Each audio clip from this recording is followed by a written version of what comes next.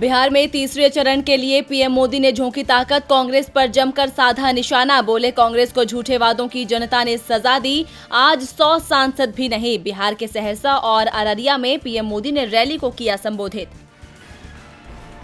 बिहार विधानसभा चुनाव में दूसरे चरण का मतदान जारी। राज्य की 94 विधानसभा सीटों पर डाले जा रहे हैं वोट।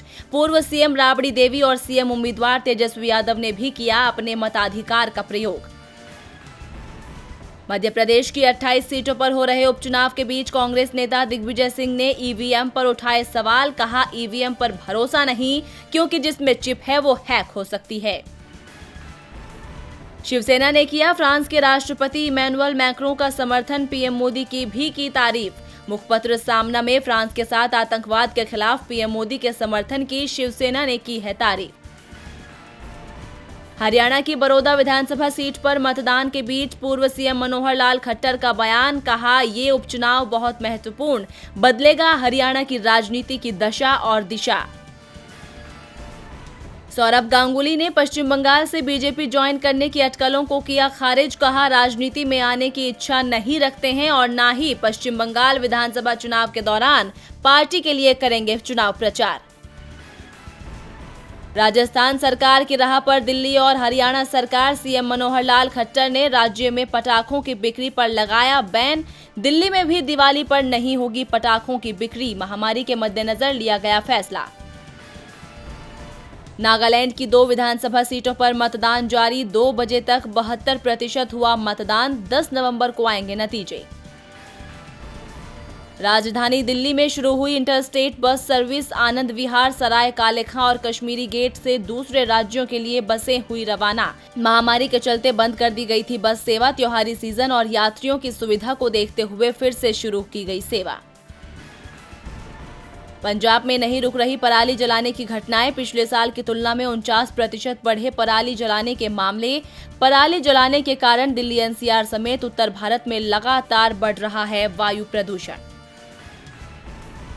अमेरिका में राष्ट्रपति चुनाव के लिए आज होगी वोटिंग। डोनाल्ड ट्रंप और जो बाइडेन के बीच होगी कांटे की टक्कर। भारतीय समयानुसार दोपहर 3:30 बजे से शुरू होगा मतदान।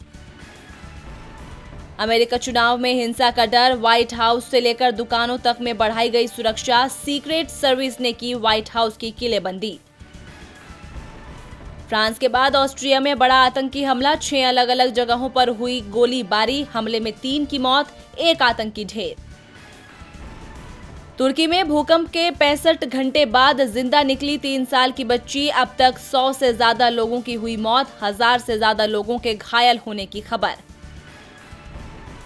आतंक के खिलाफ फ्रांस का बड़ा एक्शन। माली में आतंकियों के ठिकाने पर फ्रांस ने किए हवाई हमले में 50 से ज्यादा आतंकी ढेर।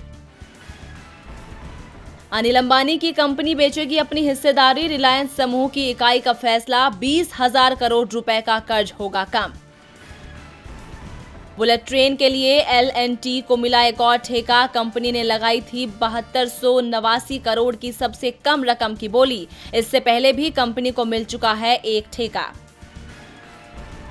ड्रग्स केस में एनसीबी की पूछताछ के बाद दीपिका की पहली पब्लिक अपीयरेंस। मुंबई लौटी दीपिका पादुकोण। दीपिका पादुकोण की मैनेजर करिश्मा प्रकाश ने टैलेंट एजेंसी क्वान से दिया इस्तीफा। मिस्र से अलगुना फिल्म फेस्टिवल में दिखाई गई 63 फिल्में। तमाम दिग्गज कलाकारों की रही भागीदारी।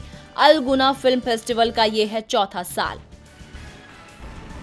और आईपीएल सीजन 13 में आज होगा आखिरी लीग का मुकाबला। मुंबई इंडियंस की सनराइजर्स हैदराबाद के साथ होगी टक्कर। सनराइजर्स के लिए बेहद अहम होगा ये मैच।